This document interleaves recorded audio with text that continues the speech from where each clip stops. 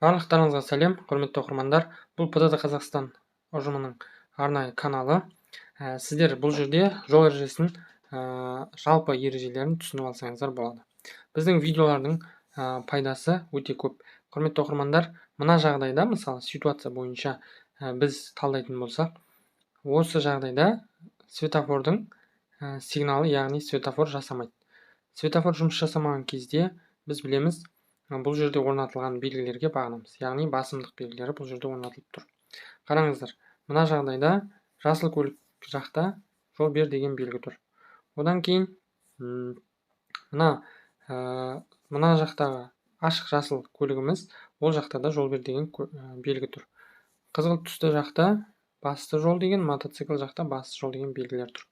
Енді қараңыз, бұл жерде кім бірінші жүреді? Әрине, бұл жерде ең бірінші болып мына мотоцикл жүреді. Себебі біз былай жасаймыз. Мына жол бер деген белгі тұрған жақтағы көліктерді бірінші қарамаймыз. Бұл екеуі де жол береді, екеуіне қарамаймыз. Әзірге осы екеуінен қайсысы бірінші жүреді? Бірінші мотоцикл жүреді. Не себепті? Себебі мына қызғылт түсті автокөлік екеуі тең жағдайда тұр.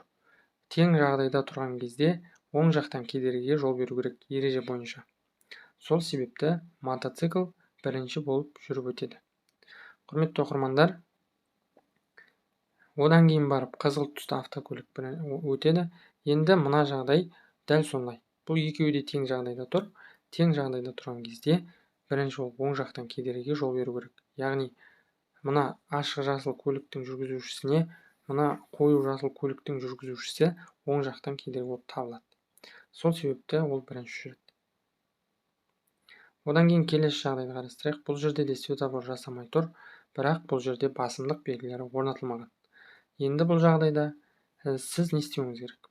Әрине, бұл жағдайда оң жақтан кедергі қағидасына бағынасыз. Бұл жерде бағыттарын қараңыз.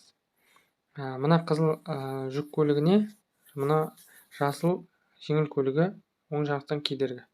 Жасыл жеңіл көлікке оң жақтан кедергі бар ма? Жоқ. Мына жүк көлігіне оң жақтан кедергі қызыл жүк көлік. Демек, бірінші жасыл көлік жүреді. Одан кейін барып қызыл, себебі ол оң жақтан кедергі. Құрметті оқырмандар, реттеушінің сигналдары барлығы сіз түсініп алуыңыз керек. Түсіну үшін сіз дайындалуыңыз керек. Дайындалу біздің ПДД Қазақстан Instagram парақшасын қарасаңыздар, ақпарат аласыздар.